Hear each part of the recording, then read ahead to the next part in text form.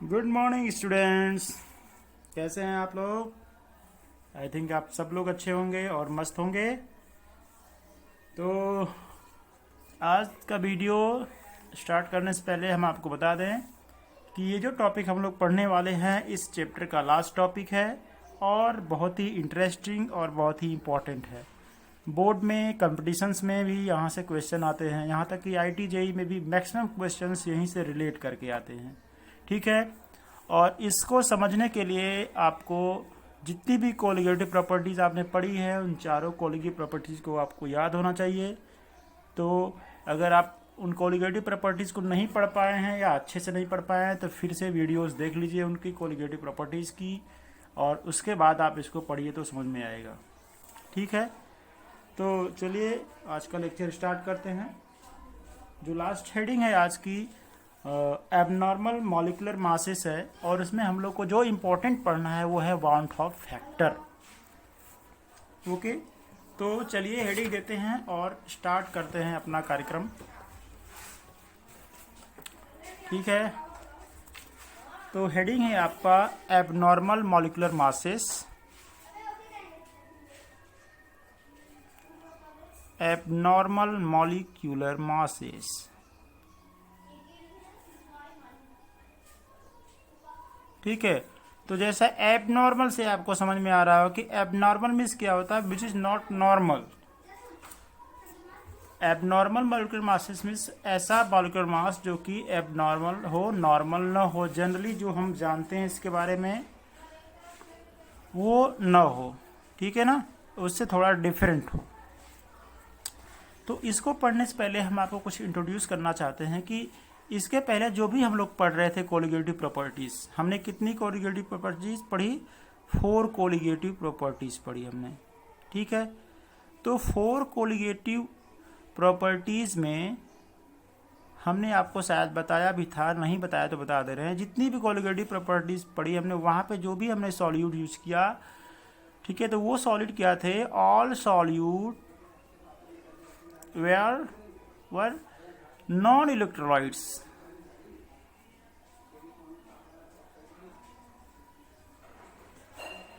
अब तक जितने हम लोगों ने पढ़े हैं वो क्या थे?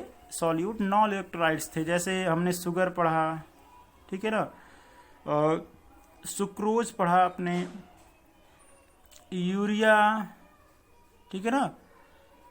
तो ये जो भी चीज़ें हमने पढ़ी अब तक वो क्या थी? नॉन इलेक्ट्रोलाइट टाइप की थी। इसमें इट मीन्स वहाँ पे कोई भी डिसोसिएशन या फिर एसोसिएशन नहीं हो रहा था। यहाँ पे क्या हो रहा था? No dissociation or association. वहाँ पे किसी भी तरह का डिसोसिएशन या एसोसिएशन नहीं हो रहा था, ठीक है ना। लेकिन देखिए, अब डिसोसिएशन या एसोसिएशन नहीं हो रहा है तो उसमें क्या फ़र्क पड़ता है कि कोई जितना भी मोल्स आप ले रहे हैं, ठीक है ना, सपोज करिए आपने शुगर के 5 मोल लिए। जैसे आप शुगर के 5 मोल लिया आपने, तो सॉल्यूशन में क्या होगा? हम 5 मोल को ही ऑब्जर्व करेंगे और उसी के बेसिस पे कैलकुलेट करेंगे और हमारी वैल्यू आ जाएगी, ठीक है ना।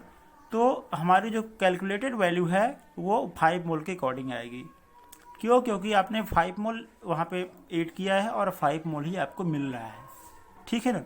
तो सबसे पहले मैं आपको कोलिगेटिव प्रॉपर्टी जो चारों थी उसके बाद उसको थोड़ा सा इंट्रोड्यूस कर देता हूँ। उसके बाद मैं आपको बताता हूँ कि यहाँ पे डिफरेंस क्या है, ठीक है ना। तो जो पहली कोलिगेटिव प्रॉपर्टीज पढ़ी थी हम लोगों ने वो क्या था? Relative lowering of vapour pressure. Relative lowering of vapour pressure, formula क्या था इसका? P0A minus PA upon P0A is equal to mole fraction of solute, ठीक है, ये था हमारा। सेकेंड क्या था? Elevation in boiling point. Second क्या था? एलिवेशन इन बॉइलिंग पॉइंट, जिसका फार्मूला था delta TB is equal to KB multiply by small m। ये क्या है? मोलैलिटी था, ठीक है। थर्ड था हमारा depression in freezing point, del TF is equal to KF multiply by molality, ठीक है ना। और फोर्थ आपका था अभी जो हम लोगों ने पिछले वीडियो में फिनिश किया उसको, osmotic pressure pi is equal to MRT। M क्या है आपका कंसंट्रेशन टर्म है, ठीक है, CRT भी इसको बोलते हैं। तो आप अगर अच्छे से देखें तो ये जो चारों कोलिगेटिव प्रॉपर्टीज थी, इन पे क्या था, number of moles, number of moles, number of moles, number of moles, number of moles पे डिपेंड कर रहा था, ठीक है। ये colligative properties number of moles पे डिपेंड कर रही थी। और नंबर ऑफ मोल्स क्या होते थे, जो हम नंबर ऑफ मोल्स लेते थे वही नंबर ऑफ मोल्स हम काउंट करते थे सॉल्यूशन में, ठीक है ना। लेकिन क्या होगा अगर सपोज करिए कि आपने कोई एक सॉल्यूशन, एक सॉल्यूट लिया AB, 1 मोल लिया, और ये सॉल्यूट लिया और ये सॉल्यूशन में जाने के बाद A और B में ब्रेक हो गया, इसके एक एक मोल बन गए, ठीक है ना। तो क्या हुआ कि यहाँ पे नंबर ऑफ मोल्स तो एक थे, बट नंबर ऑफ मोल्स यहाँ पे बढ़ गए। तो जैसा कि हम सब जानते हैं कि कोलिगेटिव प्रॉपर्टी जो होती है वो नंबर ऑफ पार्टिकल्स पे डिपेंड करती है, नेचर पे डिपेंड नहीं करती है। सो we can say that whenever the number of moles increases the colligativity property also increases। तो इस केस में क्या होगा, colligative property भी इंक्रीज करेगी। and these all properties are found in electrolytes, ठीक है ना। सपोज करिए आपने KCl पोटेशियम क्लोराइड लिया है, और जब आप इसको डिसोसिएट कर रहे हैं, सपोज करिए आप ये 100% डिसोसिएशन हो रहा है, तो क्या बनेगा, ये K+ एंड Cl-, ठीक है ना। हमने तो एक्सपेक्ट किया था कि KCl का एक ही मोल हमने ऐड किया है और एक ही मोल वहाँ पे होगा, लेकिन यहाँ पे क्या हो गया कि एक पोटेशियम के और दूसरा क्लोरीन के अलग अलग मोल बन गए, एक इसके, टोटल कितने मोल बन गए यहाँ पे 2। और हमने क्या एक्सपेक्ट किया था या, तो यहाँ पे क्या हो रहा है, जो हमारी ऑब्जर्व कैलकुलेटेड वैल्यू है, जो एक्सपेरिमेंटली हम लोग कैलकुलेट किए हुए हैं, वो कैलकुलेटेड वैल्यू, ठीक है ना, जो हो रही है वो कोलिगेटिव प्रॉपर्टी है, वो calculated value of colligative property सिर्फ जो ऑब्जर्व हो रही है उससे डिफरेंट आ रही है। हमने ऑब्जर्व किया जो अलग आ रहा है, जो कैलकुलेटेड है वो अलग आ रहा है। हमने कैलकुलेट किया था, सपोज करिए आपने 2-3 मोल 1 मोल कैलकुलेट किया था, लेकिन आ कितना रहा है 2, ठीक है ना। Observe colligative property calculated colligative property के इक्वल नहीं हो रही है, ठीक है। या फिर आप NaCl देख लीजिए, तो NaCl क्या है, ये ब्रेक होकर के सोडियम और क्लोरीन माइनस बदलता है। तो यहाँ पे क्या हो रहा है, नंबर ऑफ मोल्स इंक्रीज कर रहे हैं, तो नंबर ऑफ मोल्स इंक्रीज कर रहे हैं, तो आप कह सकते हैं कि number of moles are increasing, the colligative property will also increasing, okay. लेकिन एक और चीज़ है कि नंबर ऑफ मोल्स इंक्रीज कर रहे हैं, तो मॉलिक्यूलर मास की हम बात करें तो अब नॉर्मल मॉलिक्यूलर मास, तो जो चीज़ें अगर बढ़ रही हैं, कोलिगेटिव प्रॉपर्टी बढ़ रही है, तो नंबर ऑफ मोल्स पे डिपेंड करता है कोलिगेटिव प्रॉपर्टी, तो इसके मास भी तो बढ़ेंगे, ठीक है ना, मास भी तो बढ़ेंगे। तो ये चीज़ें हैं आपको समझनी है कि अब इसके पहले जो हम लोग पढ़ रहे थे वो नॉन इलेक्ट्रोलाइट्स थे, वहाँ पे जितना मोल लिया आपने उतना ही ऑब्जर्व कैलकुलेट प्रॉपर्टी जो थी वो इक्वल होती थी कैलकुलेटिव कोलिगेटिव प्रॉपर्टी के। बट अब जो क्या होगा वो आपका होगा ये कि जो ऑब्जर्व्ड कोलिगेटिव प्रॉपर्टी होगी, ऑब्जर्व्ड कोलिगेटिव प्रॉपर्टी जो होगी वो आपके इक्वल नहीं होगी किसके, कैलकुलेटेड कोलिगेटिव प्रॉपर्टी के, ठीक है। तो अब हम ये देखेंगे कि ऑब्जर्व जो प्रॉपर्टी हो रही है कैलकुलेटेड कोलिगेटिव प्रॉपर्टी के इक्वल नहीं हो रही है। इसका मतलब जो नॉर्मल था वो नॉर्मल नहीं रहा, अब एबनॉर्मल हो गया है, ठीक है। तो अब इसके लिए एक साइंटिस्ट थे, ठीक है ना, वांट हॉफ, उन्होंने एक आई फैक्टर दिया और उस आई फैक्टर के बेसिस पे उन्होंने बताया कि जो आई फैक्टर होता है वो क्या होता है कि total number of moles of solute after dissociation or association upon total number of moles of solute before dissociation or association. It means क्या था, जैसे मैंने कहा कि KCl आपका NaCl जो है सोडियम प्लस यहाँ पे हो रहा है, तो क्या हो रहा है पर डिसोसिएट हो जा रहा है, डिसोसिएट मतलब अलग हो जाना, तो डिसोसिएट होकर 2 बना रहा है, 2 मोल्स बन जा रहे हैं। लेकिन ये जरूरी नहीं है कि हर केस में डिसोसिएशन ही हो, ये भी हो सकता है कि आपने 2 मोल लिए थे और वो फिर से कंबाइंड होकर के एक मोल बना लिया, ठीक है ना। जैसे एक एग्जांपल इसका होता है 2CH3COOH एसिटिक एसिड केस में, ठीक है ना। यहाँ पे जब आप इसको लेते हैं, यहाँ पे 2 मोल लेंगे तो यहाँ पे जो होता है CH3 ये कंबाइंड होकर के क्या करता है, ये इस तरह से आपका हाइड्रोजन बॉन्डिंग बना लेता है एक दूसरे से, ठीक है ना। एक दूसरे से क्या करता है, ये हाइड्रोजन बॉन्डिंग बनाता है और फिर ये हाइड्रोजन बॉन्ड हो गया, ये H बॉन्ड होगा, क्या करता है, एक मोल बना लेता है। तो हमने तो यहाँ पे 2 मोल ऐड किया था, हम 2 मोल को सर्च करेंगे, 2 मोल के अकॉर्डिंग काम करेंगे, लेकिन यहाँ पे क्या हुआ, ऑब्जर्व क्या किया कि 1 मोल है, यहाँ पे तो 1 मोल ही बना हुआ है। तो ये क्या है आपका एसोसिएशन, जुड़ना, ये एसोसिएट हो जा रहे हैं। यहाँ पे क्या हो रहा है, ये डिसोसिएशन हो रहा है, ठीक है ना। अब देखिए 100% डिसोसिएशन या 100% एसोसिएशन हो ये जरूरी नहीं है, लेकिन इसके लिए हम लोग डिस्कस करेंगे, ठीक है ना। अभी जो हम यहाँ पे मान रहे हैं कि 100% एसोसिएशन हो रहा है, 100% डिसोसिएशन हो रहा है। तो डिसोसिएशन में CS के नंबर ऑफ मोल्स इंक्रीज कर जा रहे हैं, मतलब कोलिगेटिव प्रॉपर्टी बढ़ जा रही है। एसोसिएशन में क्या हो रहा है, एसोसिएशन में नंबर ऑफ मोल्स कम हो जा रहे हैं, इसका मतलब ये भी कोलिगेटिव प्रॉपर्टी कम हो रही है। तो मॉलिक्यूलर मास के हो या फिर कोलिगेटिव प्रॉपर्टी हो, दोनों में डिफरेंस आ रहा है, क्योंकि हमने यहाँ पे जो लिया है सॉलिड वो इलेक्ट्रोलाइट्स हैं, ठीक है ना। तो इसके लिए एक साइंटिस्ट थे वान टॉप, जिन्होंने आई फैक्टर दिया, जिसको वान टॉप आई फैक्टर कहते हैं, ठीक है ना। और इन्होंने 1880 में इंट्रोड्यूस किया था फैक्टर कॉल्ड वान टॉप फैक्टर, ठीक है ना। तो वान टॉप फैक्टर क्या था और उसके बेस पर उन्होंने क्या क्या एक्सप्लेन किया, ठीक है। तो वान हॉफ इन्होंने 1880 में दिया था एक आई फैक्टर, ठीक है। उसको डिफाइन कैसे करेंगे, तो it is defined as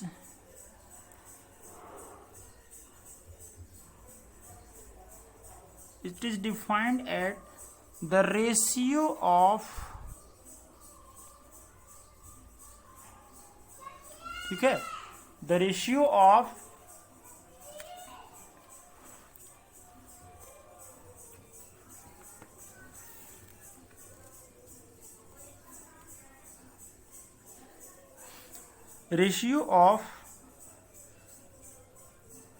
the experimental value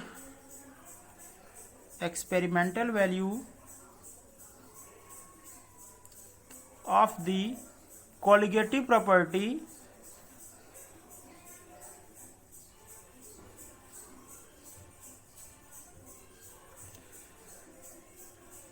to the calculated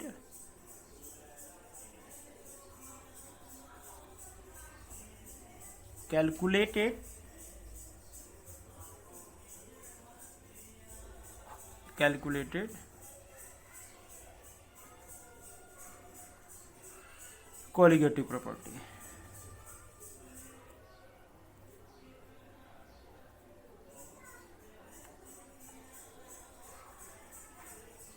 ठीक है। तो उन्होंने कहा कि ratio, it is defined as the ratio of the experimental value of the colligative property to the calculated colligative property.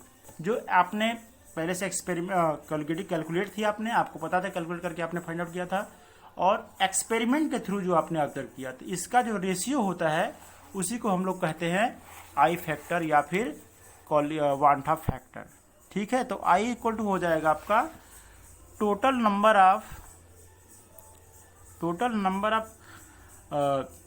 Moles of solute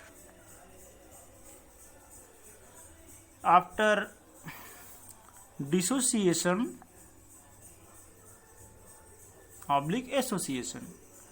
dissociation भी हो सकता है और ये एसोसिएशन भी हो सकता है, ठीक है। उसके बाद है हमारा टोटल नंबर ऑफ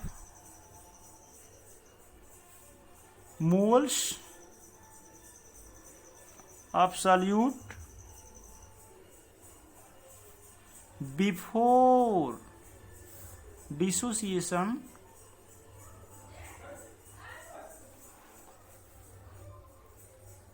सॉलिक एसोसिएशन। ठीक है ना। तो या तो टोटल नंबर ऑफ जो आई फैक्टर है ये किसका रेशियो होता है, total number of moles of solute after dissociation और association upon total number of moles of solute before dissociation और एसोसिएशन।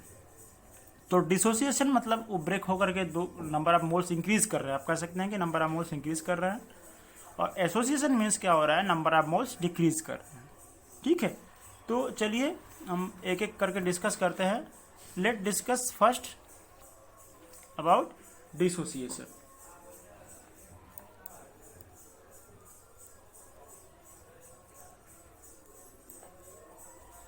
क्या हो रहा है कि अगर क्या होगा, अगर डिसोसिएट हो रहा है कोई सॉल्यूट, आपका डिसोसिएट हो रहा है सॉल्यूशन मिलने के बाद, ब्रेकडाउन हो रहा है, तो क्या होगा उसके साथ। ठीक है, तो एक चीज आप लोगों ने 11 में पढ़ी थी, degree of dissociation. Degree of dissociation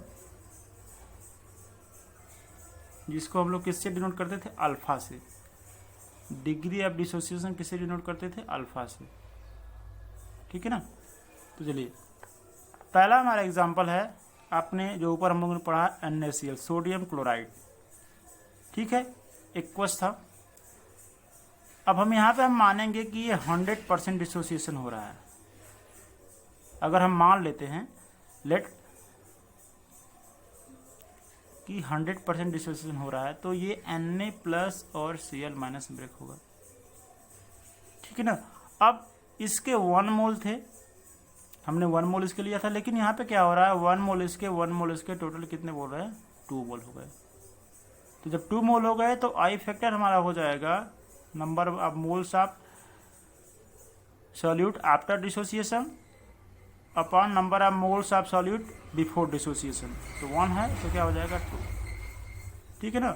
second case हम ले लेते हैं, अगर मैग्नीशियम क्लोराइड का MgCl2, तो ये भी क्या होगा आपका 100% डिसोसिएशन मानेंगे इसको। ठीक है, अब इसको हम लिखेंगे नहीं, और जहाँ पे 100% डिसोसिएशन होगा वहाँ पे क्या होगा, अल्फा की वैल्यू क्या होगी, 1। ठीक है ना, डिग्री ऑफ डिसोसिएशन 1। तो क्या होगा, ये Mg++Cl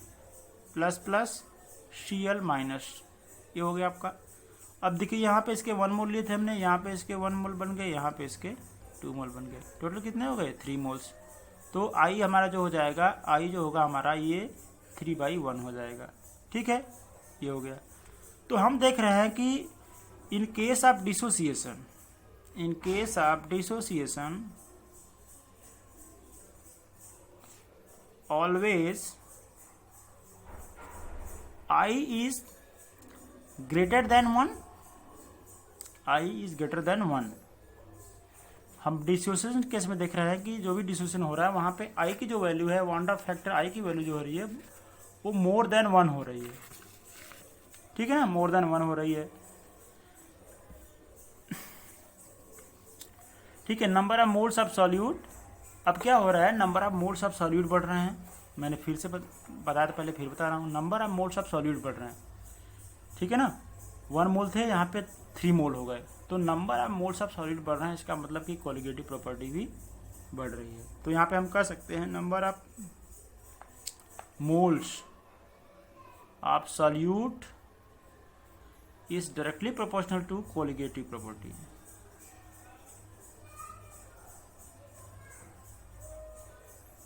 ठीक है, number of moles of solute is equal directly proportional to colligative property. ठीक, अब देखिए आगे कुछ देखते हैं एग्जाम्पल। अब यहाँ पे क्या हो रहा है, इस केस में क्या हो रहा है कि ऑब्जर्व्ड जो हो रहा है, ऑब्जर्व्ड कोलिगेटिव प्रॉपर्टी, अभी जो हम लोग केस पढ़े एग्जाम्पल, ऑब्जर्व्ड कोलिगेटिव प्रॉपर्टी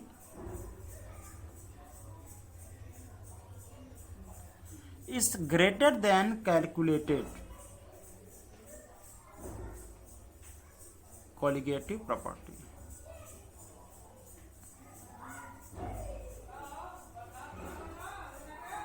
ठीक है, हमने क्या देखा कि जो ऑब्जर्व कोलिगेटिव प्रॉपर्टी थी हमारी वो ज़्यादा है, अभी ऑब्जर्व किया गया हमने, और कैलकुलेटेड कितनी थी, 1 थी, 1 मोल। तो ऑब्जर्व कोलिगेटिव प्रॉपर्टी जो है हमारी वो कैलकुलेटेड कॉलिगेटिव प्रॉपर्टी से ज़्यादा हो रही है, ठीक है ना। ये कब होगा, जब 100% डिसोसिएशन हो रहा हो, ठीक है ना। ये कब हो रहा है, जब 100% डिसोसिएशन हो रहा हो, ठीक है ना। यहाँ पे डिसोसिएशन 100% हो रहा है हर जगह आपका, तब हम देख रहे हैं। लेकिन 100% डिसोसिएशन हर बार हो ये जरूरी नहीं है बिल्कुल। तो क्या होगा अगर 100% डिसोसिएशन नहीं होगा, ठीक है ना। तो देखिए क्या होगा अगर 100% डिसोसिएशन नहीं होता है। दोनों चीज आपको दिख रहे हैं, चलिए ठीक है। तो व्हेन डिसोसिएशन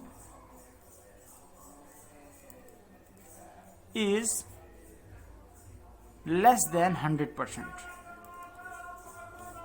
जो अल्फा की वैल्यू होगी वो 1 नहीं होगी, ठीक है ना। Alpha is not equal to 1। क्या होगा अगर 100% डिसोसिएशन नहीं हो रहा है, ठीक है। तो चलिए देखते हैं क्या होगा, थोड़ा इसको जूम कर देते हैं, ठीक है ना। तो अगर 100% डिसोसिएशन नहीं हुआ तब क्या होगा, देखिए एग्जांपल लेते हैं, जो ऊपर हमने लिया था वही सोडियम क्लोराइड, ठीक है। अगर 100% डिसोसिएशन नहीं हो रहा है तो हम इसको ऐसे दिखा सकते हैं, ये बन रहा है हमारा Na+ और ये Cl-, ठीक है। अब इनिशियल वैल्यू क्या थी, इनिशियल 1 मोल, ठीक है ना। इनिशियल क्या था, 1 मोल लिया था हमने, ये सब क्या था 0, ठीक है ना। अब उसके बाद इक्विलिब्रियम। इक्विलिब्रियम क्या है कि जब डिसोसिएशन हो चुका है, इनिशियल वैल्यू हमने जब लिया था तभी, तो जब लिया था तब तो यही था, ये तो बना नहीं था, तो ये क्या था 0 था। लेकिन इक्विलिब्रियम मीन्स आफ्टर डिसोसिएशन। तो अगर डिग्री ऑफ डिसोसिएशन अल्फा है तो सपोज करिए डिसोसिएशन अल्फा हो रहा है, तो अगर अल्फा डिसोसिएट हो जा रहा है 1 में से, तो यहाँ पे क्या हो जाएगा 1 माइनस अल्फा, अल्फा डिसोसिएट हो जा रहा है, ठीक है ना, ठीक है ना। तो बचा कितना है 1 माइनस अल्फा बचा। अब इसके 1 मोल से इसके 1 मोल डिसोसिएशन, इसके 1 मोल बन रहे थे, ये 1 मोल जब डिसोसिएट हो रहा था 100% में, ठीक है ना। 100% डिसोसिएशन में 1 मोल NaCl सोडियम क्लोराइड से 1 मोल सोडियम आयन बन रहा था। लेकिन यहाँ पर डिसोसिएशन कितना हो रहा है, अल्फा हो रहा है। अगर अल्फा डिसोसिएशन हो रहा है तो यहाँ पर भी क्या बनना चाहिए, अल्फा, और यहाँ पर भी क्या बनेगा 1 मोल से इतना बन रहा था, तो एक अल्फा से एक अल्फा यहाँ पर बनेगा, ठीक है ना। अब देखिए आई की वैल्यू क्या होगी, ठीक है। Total number of moles after dissociation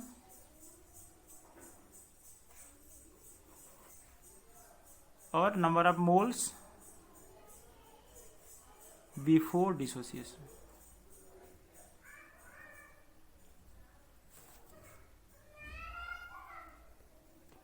तो ये क्या हो रहा है आपका, देखिए ये हो रहा है। अब ये भी तो उसमें ऐड करेंगे, ये भी तो डिसोसिएट वाला पार्ट है। क्या था 1 था, इनिशियल वैल्यू क्या थी 1 थी, लेकिन डिसोसिएट कितना हुआ, बचा कितना यहाँ और इतना, तो क्या हो जाएगा टोटल, तो 1 minus alpha plus alpha plus alpha अपान 1। अब देखिए यहाँ पे क्या हो रहा है, अब इसको आप जोड़ेंगे तो कुछ इसमें से कट जाएंगे, alpha minus alpha plus alpha, ये हो जाएगा, फिनिश हो जाएगा। तो आपका जो बचेगा ये 1 प्लस अल्फा, ठीक है ना, 1 प्लस अल्फा बच जाएगा आपका। तो यहाँ पे क्या हो रहा है, देखिए यहाँ पे क्या हो रहा है कि जो वैल्यू हो रही है आपकी, आप चेक करते हैं कि चेक करिए कि क्या हो रहा है।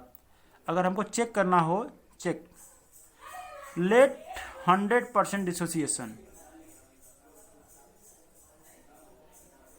तो 100% डिसोसिएशन का तो अल्फा की वैल्यू कितनी हो जाएगी, 1 हो जाएगी, ठीक है। तो इसमें जब फिलअप करेंगे तो 1 प्लस 1 इज इक्वल टू 2, और 2 हमने देखा था 2 हमारा आ रहा था, ठीक है ना। यहाँ पे देखिए, यहाँ पे जो हमारा था वैल्यू ये 2 आ रहा था आफ्टर डिसोसिएशन, उसकी जो वैल्यू थी हमारी आई की वो 2 आ रही थी, ठीक है ना। तो हमने यहाँ से भी चेक कर लिया कि अल्फा अगर डिफर कर रहा है तो वैल्यू डिफर कर रही है। अगर अल्फा 100% डिसोसिएशन शो करेगा, डिग्री ऑफ डिसोसिएशन 100% होगी, तो उसकी वैल्यू इस तरह से आएगी। ठीक है ना। चलिए कुछ और एग्जाम्पल सॉल्व करते हैं। ठीक है ना। दूसरा एग्जाम्पल आपका वही MgCl2। ठीक है, सेम एग्जाम्पल लेने से फायदा ये होता है कि आपको कॉन्सेप्ट क्लियर होगा। ठीक है ना। देखिए कॉन्सेप्ट समझना है। यहाँ पे नंबर ऑफ मोल्स बढ़ रहे हैं तो कोलिगेटिव प्रॉपर्टी बढ़ रही है। रीजन क्या है कि हमने कोलिगेटिव प्रॉपर्टी के डेफिनेशन में ये पढ़ा है कि colligative property is a property of dilute. Dilute के केस में कोलिगेटिव प्रॉपर्टी देखते हैं हम, तो क्या होता है, it depends on the number of particles, not on the nature of particle. Particle के नेचर पे डिपेंड नहीं करता है, केवल नंबर ऑफ पार्टिकल्स पे, कितने नंबर ऑफ पार्टिकल्स हैं डिपेंड करता है। किसके हैं इससे कोई लेना देना नहीं है। ठीक है। तो देखिए यहाँ पे ये बनेगा आपका Mg प्लस 2Cl माइनस। ठीक है। इनिशियल वैल्यू क्या थी आपकी 1 और 1 0 0। ठीक है ना। ठीक है, 0 0 थी। अब क्या हो रहा है यहाँ पर डिसोसिएशन, इक्विलिब्रियम में क्या हो रहा है 1 माइनस अल्फा डिसोसिएट हो जा रहा है। तो इसके 1 मोल से ये 1 मोल बन रहा था, तो अल्फा से क्या बनेगा अल्फा।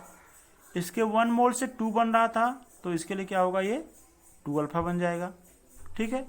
अब आई की वैल्यू देखिए, आई ओके सॉरी, तो क्या हो रहा है यहाँ पे आई की वैल्यू हम देखते हैं। क्वांटा फैक्टर जो हो रहा है total number of solute, moles of solute after dissociation, तो क्या हो रहा है 1 माइनस अल्फा यहाँ पे आपका है plus alpha plus 2 alpha upon 1। तो यहाँ पे क्या आ जाएगा आपका 1 प्लस 2 अल्फा। ठीक है ना। 1 प्लस आपका कितना आ जाएगा 2 अल्फा आ जाएगा, क्योंकि अल्फा अल्फा से कट हो जाएंगे। ठीक है, ये कट हो जाएगा तो 1 प्लस 2 अल्फा आ गया। ठीक, इस तरह से अगर हम एक और एग्जांपल देखना चाहें, ठीक है, तो पोटेशियम फेरोसाइनाइड K4FeCN6 ये एक कॉम्प्लेक्स कंपाउंड है। ठीक है, तो इस तरह से क्या होगा, ये K प्लस में होता है प्लस Fe, ये अलग नहीं होगा क्योंकि ये कॉम्प्लेक्स टाइप का ही आप पढ़ेंगे 12 इसमें लास्ट चैप्टर जो आपका इस पार्ट 1 का लास्ट चैप्टर है ये। ठीक है ना, 4 माइनस। अब देखिए क्या हो रहा है, इनिशियल वैल्यू क्या थी इसकी 1 थी, तो ये था 0 0। डिसोसिएशन हो गया अल्फा, इक्विलिब्रियम में डिसोसिएशन अल्फा, तो 1 minus alpha is equal to, यहाँ पे क्या था 1 से 0 हो रहा था।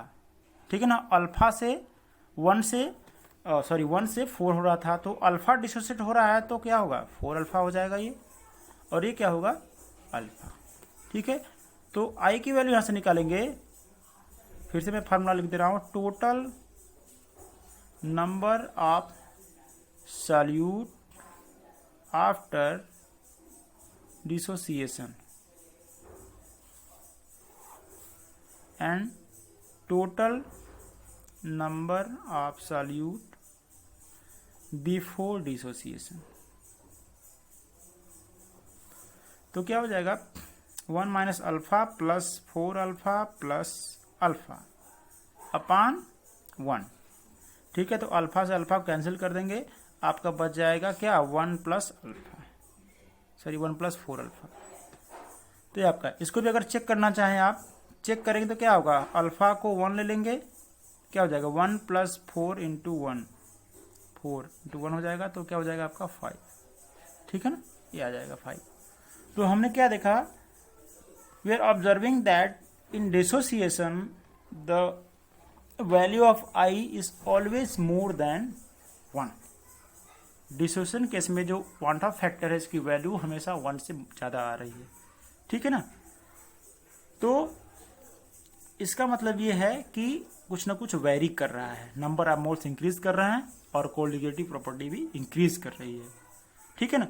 तो आई होप आपको इतना समझ में आएगा। इसमें देखिए कॉन्सेप्ट समझना है। कॉन्सेप्ट समझना ये है कि कोलिगेटिव प्रॉपर्टी जो आपकी चारों कोलिगेटिव प्रॉपर्टी पढ़ी है आपने, उसको अगर आपने समझा है तो यही आपको ये समझ में आएगा कि नंबर ऑफ मोल्स अगर बढ़ेंगे, नंबर ऑफ पार्टिकल्स बढ़ेंगे तो कोलिगेटिव प्रॉपर्टी भी बढ़ेगी। अगर वो कम होंगे तो वो भी कम होगी। डिसोसिएशन होगा तो नंबर ऑफ मोल्स बढ़ रहे हैं।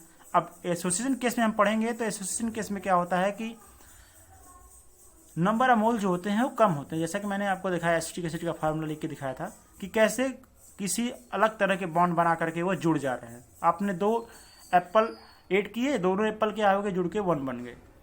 ठीक है ना। तो ये क्या है, एक तरह का एसोसिएशन होता है। उस केस में उसकी प्रॉपर्टी थोड़ी अलग होगी और इस केस में प्रॉपर्टी इसकी अलग होगी। ठीक है ना। एक बुक का फार्मूला होता है, बुक में हम लोग एक फार्मूला देखते हैं, उसको आप चाहे तो नोट कर सकते हैं। जैसे सपोज करिए ए एन वैल्यू थी, यहाँ पे डिसोसिएट होने के बाद एन ए बनाया इसने। ठीक है ना। ये बुक से आप बुक में मिल जाएगा आपको।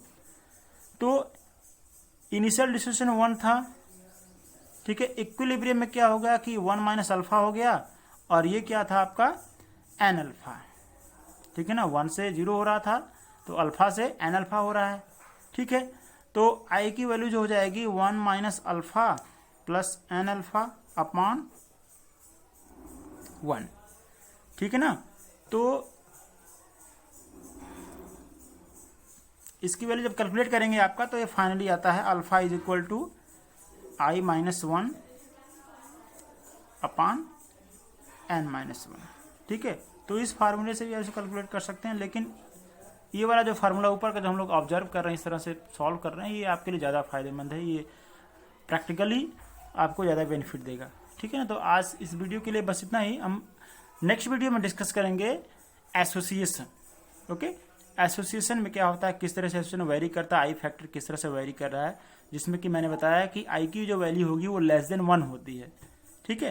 तो लेस देन वैल्यू कब होती है, कब होगी, जब जैसे मान लीजिए आपने 1 मोल यहाँ पे लिया या 2 मोल लिया आपने और यहाँ पे जाके 1 मोल हो गया, तो 2 मोल से 1 मोल हो गया तो आई की वैल्यू क्या होगी, ऑटोमेटिकली कम हो जाएगी आई फैक्टर की वैल्यू। ओके। तो थैंक यू सो मच। इसको आप देखते रहिए और बाकी चीज़ें हम अगले वीडियो में डिस्कस करेंगे। न्यूमेरिकल्स इसके बचे हुए, थोड़ा टाइम लगेगा इसको चलने में। ठीक है। 2-3 वीडियोस बनेंगे इसके। Thank you so much.